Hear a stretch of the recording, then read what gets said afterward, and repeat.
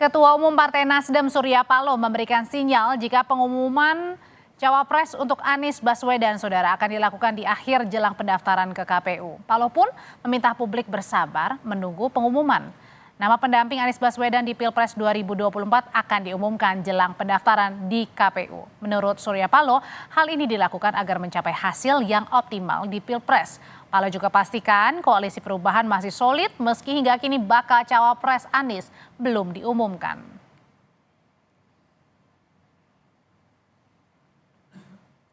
Sementara Kepala Bapilu Partai Demokrat Andi Arief melalui akun Twitter pribadinya mendesak Anies Baswedan segera umumkan bakal cawapres. Dalam cuitannya Andi menulis koalisi lain mungkin punya strategi cawapres last minute, tapi koalisi perubahan tidak harus demikian. Andi menambahkan bisa keliru 2 menit terakhir penentuan cawapres. Partai Demokrat berbeda pendapat dengan Surya Paloh. Saatnya Anies Baswedan mandiri dan tentukan sikap.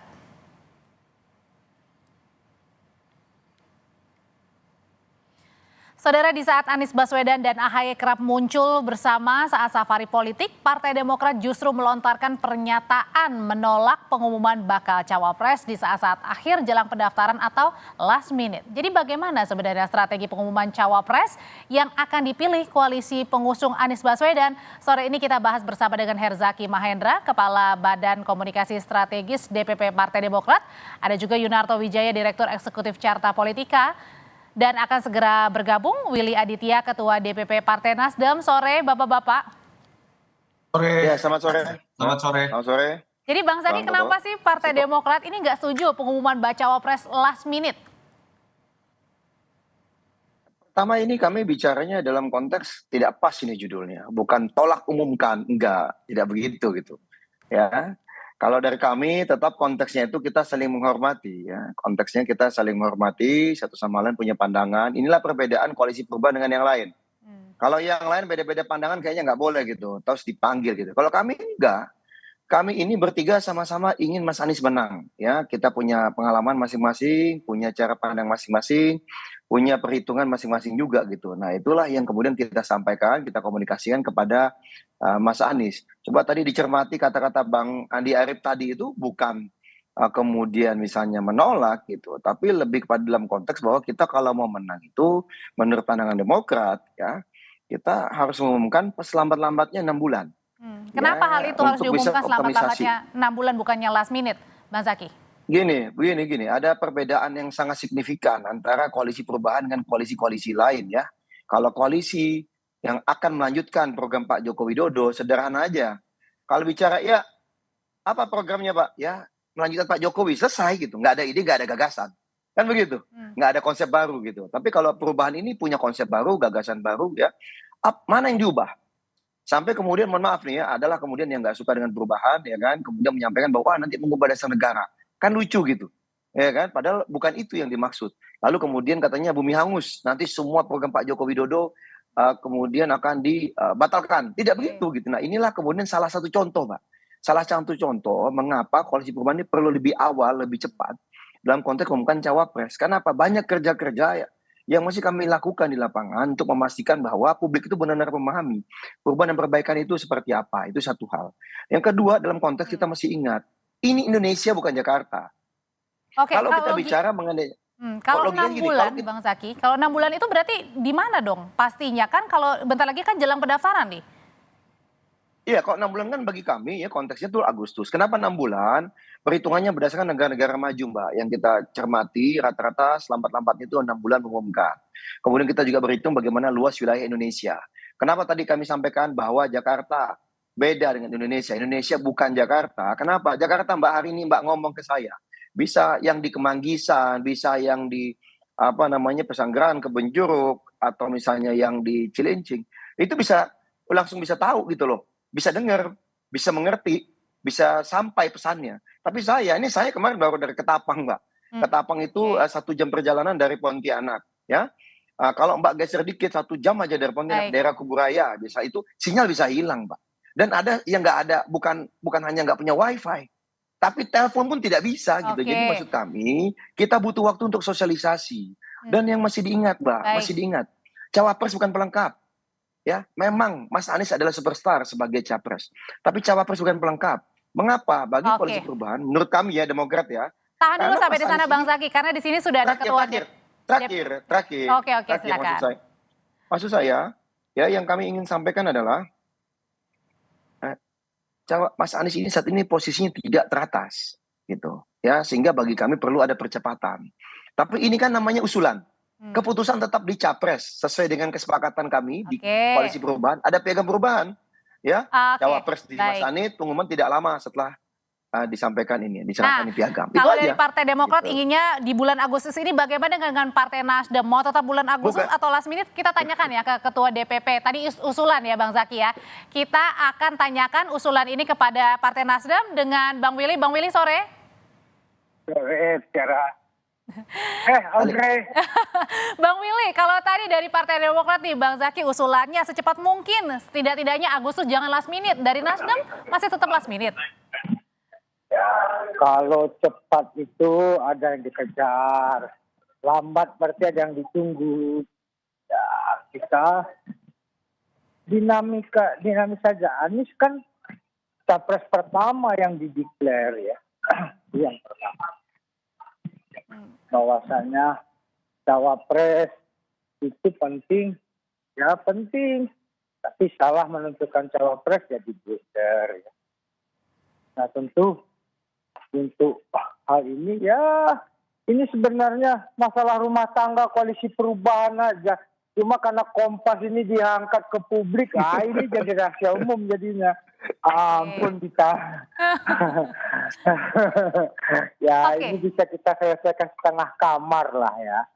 Gitu. Oke, tapi kalau misalnya dari Nasdem sendiri sebenarnya butuh cepat nggak sih pengumuman bacawa pres ini? Bagi Nasdem satu hal yang dinamis saja. Yang penting dua hal ya. Kita butuh elemen of surprise dan butuh timing momentum yang pas ya.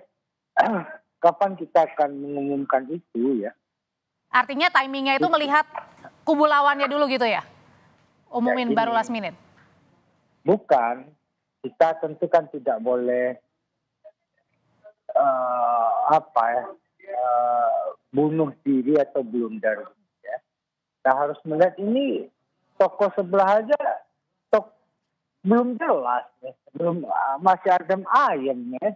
Terus kita mau langsung begitu kita deklarasi pasangan calon secara langsung itu langsung ke kunci mati kan gitu.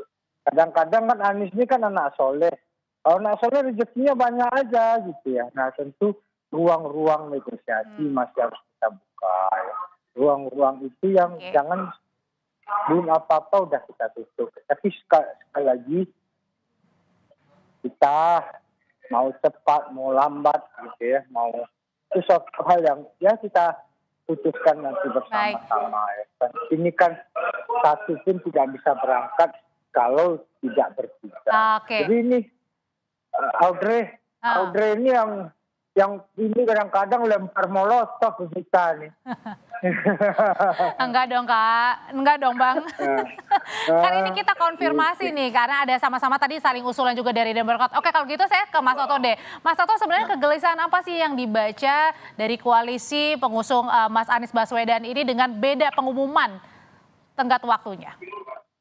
Ya, pertama sih saya pikir bukan Kompas lah yang lempar bom molotov ya, karena kan memang ada tweetnya Mas Andi Arief yang membuat Kompas kemudian membawa tema ini.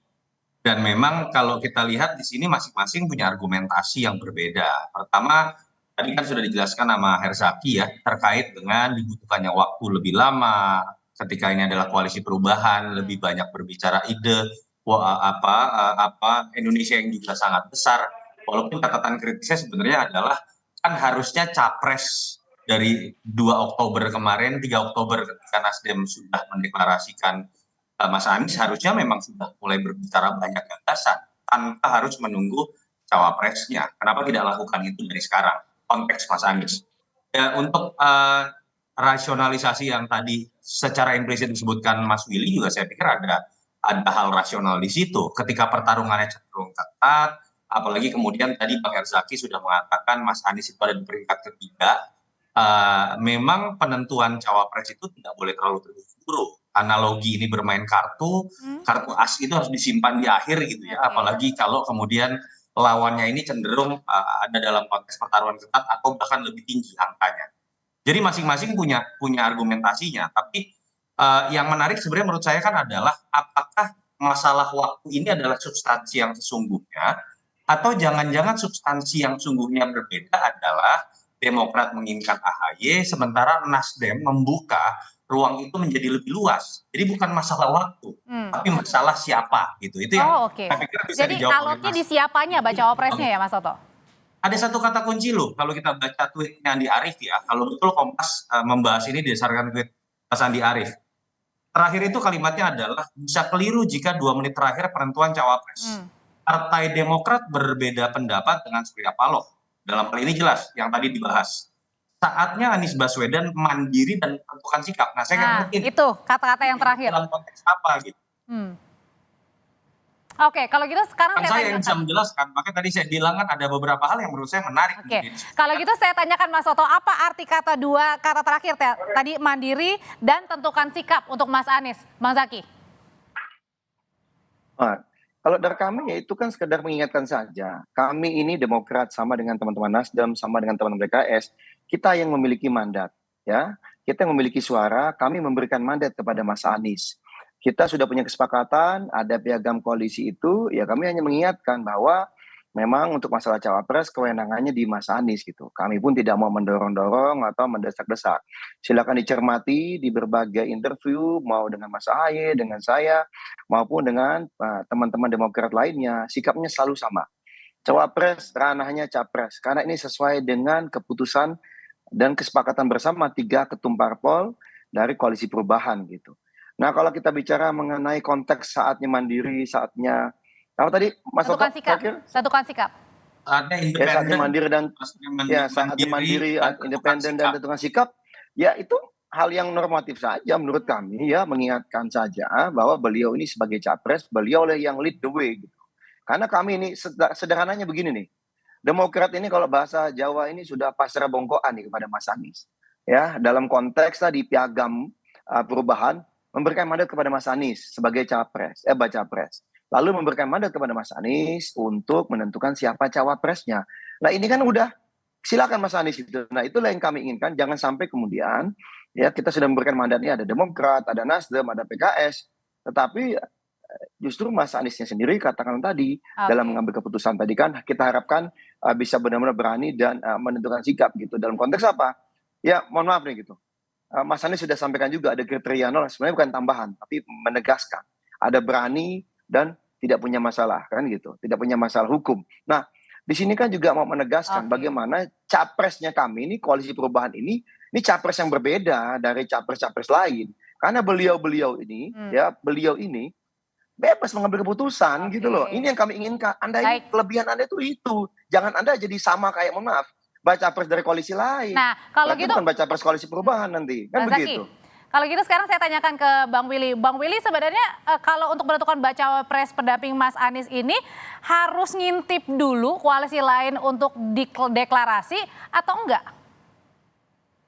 Ya maybe yes, maybe no. Ya kan kita sudah ada satu nama di kantong Mas Anies. Itu proses pengambil keputusan penting.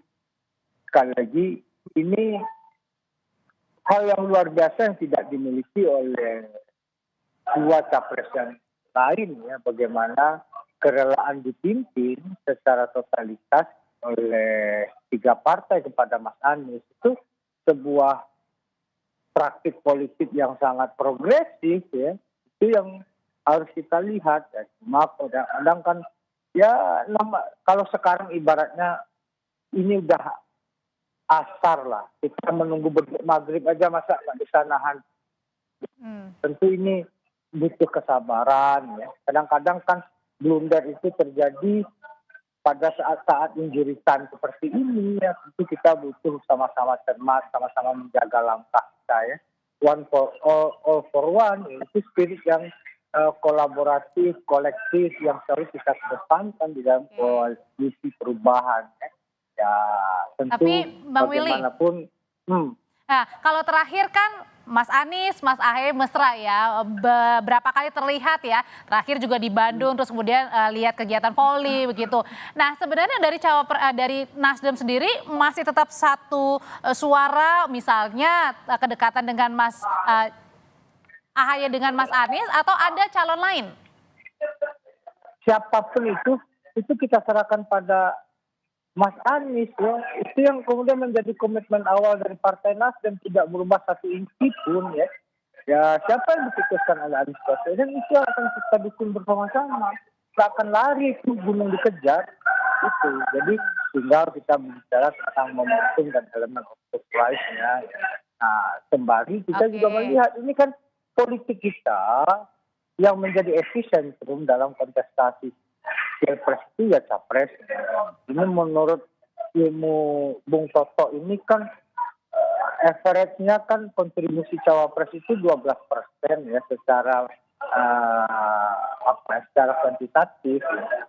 Jadi memang kalau beberapa catatannya ya memang harus capresnya yang kita harus harus kita eksploitasi habis-habisan tentang catatan Herzaki dan lain sebagainya itu. Jadi memang yang menjadi magnet utama epicentrum itu capres ya. Itu jadi begitu.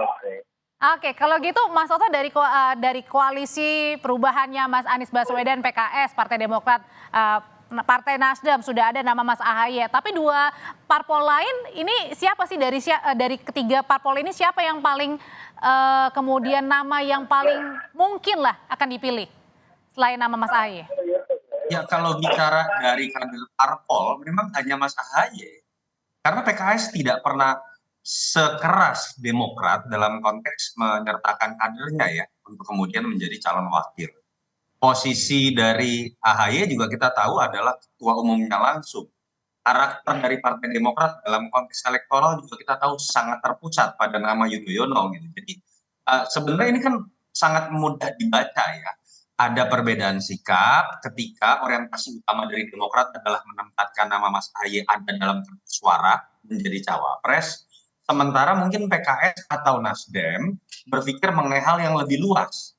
Bahwa tidak bisa kita pastikan Ahaye, tapi kita berbicara lebih lanjut dalam jangka waktu yang masih tersisa 3,5 bulanan, tempatkan nama termasuk membuka nama selain Ahaye untuk bisa menjadi cawapres karena targetnya adalah menang, apalagi dengan sebuah fakta yang tadi diakui oleh Bang Herzaki, posisinya ini kalau di 3 besar itu ada dalam posisi buncit sehingga tidak bisa kemudian pemilihan cawapres itu kemudian ditentukan terburu. Tapi saya mengerti juga buat Demokrat ketika orientasinya adalah menempatkan Mas Ahaye di kertas suara, lalu kemudian diputuskan di last minute. Ini kan membuat Demokrat kemudian menjadi terjepit. Apakah kemudian Demokrat masih punya waktu untuk berbicara pindah kepada koalisi?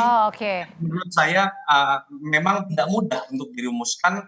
Ini terkait dengan kepentingan dari masing-masing partai, bukan hanya dalam konteks pilpres, tapi keberlangsungan partai mereka dalam pileg. Oke, sejauh ini Mas Toto sudah ada 3 poros koalisi ya untuk Pilpres 2024. Dari 3 poros koalisi ini, siapa yang paling siap untuk menentukan cawapresnya? Atau semuanya jangan-jangan 3-tiganya last minute? Tidak ada yang siap. Kalau kita lihat kan semuanya memiliki kelemahan karena tidak ada satupun yang elektabilitasnya sudah bisa dipastikan aman. Artinya ada hitung-hitungan yang harus jeli sekali terkait dengan variabel komplementer bisa menutup kelemahan elektoral dari capresnya. Lalu ada lagi variabel intervensi dari luar. Saya berikan contoh Pak Prabowo.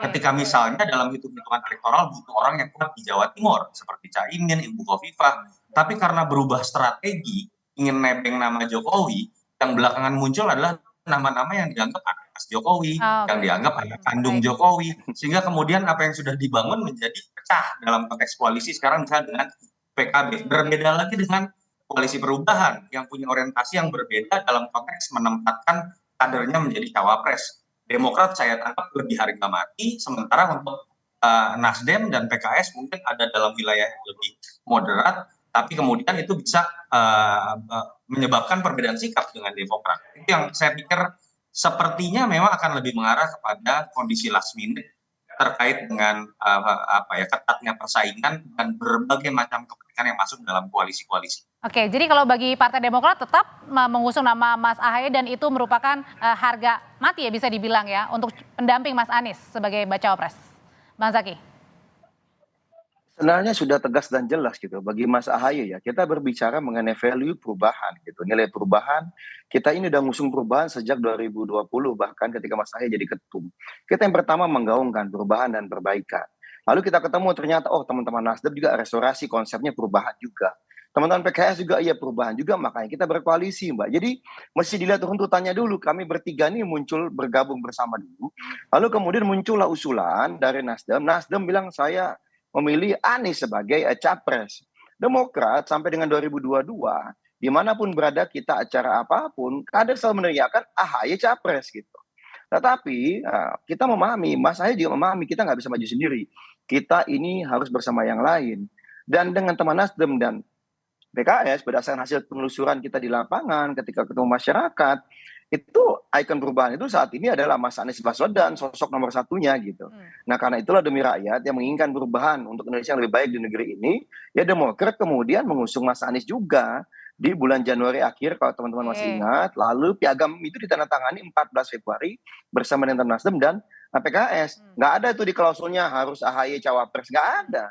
Nah ini yang menurut kami, mari kita sama-sama terbuka saja kita cermati. Kalau masalah nama cawapres, Demokrat di bulan Februari juga sudah diminta oleh capres menjabarkan siapa-siapa nama yang memungkinkan untuk sebagai cawapres. Nah ini yang kami konteksnya itu aja kami Oke, melihat. tapi Bang Zaki kalau misalnya pengumumannya last minute, tapi kemudian andai baca wapresnya bukan Mas Ahaye, artinya Demokrat masih tetap bersama mendukung Mas Anies? Kalau kami tegas dan jelas saat ini ya, kita mendukung perubahan. Mas Anies Baswedan sebagai capres koalisi perubahan. Itu udah tegas, Mbak. Nggak ada geser kok tadi Mas Willy bilang 1 inci. Saya malah 1 mili pun ini ketum AHY kemarin saya tanya masih nggak ada perubahan sama sekali. Kita perubahan kok. Kita udah memperjuangkan ini buat rakyat selama bertahun-tahun ini. Dan Mas Anies adalah capresnya. Itu yang nggak ada nada. Nah kita pikir-pikir dulu lah cawapresnya siapa. Saya belum pernah dengar itu pembincangan itu dengan Mas Ahaye ya atau mohon maaf di pengurus inti kami atau dengan PSB saya nggak pernah dengar perbincangan bahwa kalau misalnya bukan Mas Ahaye kita geser, nggak ada yang dibicarakan. Kita ini harus perubahan nih, harus menang nih perubahan. Harus Mas Anies harus menang. Itu yang kita pikirkan termasuk tadi Mbak masalah waktu. Karena apa? Karena kami ingin Mas Anies menang. Tapi nggak apa-apa, Mas Willy kan teman-teman punya pandangan lain. Nah inilah indahnya koalisi perubahan. Kita berbeda aman Mbak, ini demokrasi. Nanti keputusan tetap di Mas Anies. Baik, Mas Toto kan ada PKB yang kemudian nampaknya belakangan ini masih goyang ya. Belum tentu bersama dengan Pak Prabowo, ada Golkar juga yang belum menentukan sikap. Nah apakah kedua partai politik ini kemudian bisa berpengaruh kepada koalisi perubahan yang belum menentukan bacawa pres? Iya, sebetulnya kan masih banyak gray area ya. Misalnya kalau ditanya, apakah Pak Prabowo sudah pasti mendapatkan tiket? Belum. Karena sampai sekarang PKB yang sudah 12 bulan berkoalisi juga belakangan mengeluarkan sikap yang mulai mengultimatum Pak Prabowo. Bicara mengenai Golkar juga orang masih tidak jelas akan kemana. Walaupun kemarin mengatakan tidak akan ke Anies. Tadi Mas Viva Yoga mengatakan tidak akan ke Anies juga. Tapi kan tidak ada yang menjamin sampai janur kuning apakah statement-statement yang pernah dikeluarkan itu kemudian bisa menjadi jaminan. Nggak ada. Biasanya kita akan baru bisa memastikan itu setelah ada aspek legal formal, apalagi terkait cawapres yang kita pernah punya pengalaman di sidang terakhir itu ada perbedaan. Jadi ini yang menurut saya menyebabkan perdebatan mengenai cawapres ini memang ujung awal dan ujung akhirnya agak sulit kita temukan, dan saya meyakini last minute kita baru bisa akan mendapatkan kepastian termasuk untuk koalisi perubahan sekali. Mas Toto terima kasih, Bang Zaki terima kasih, Bang Willy juga terima kasih. Terima kasih. Sehat selalu. Siap. Terima kasih Mas Willy, Mas Toto.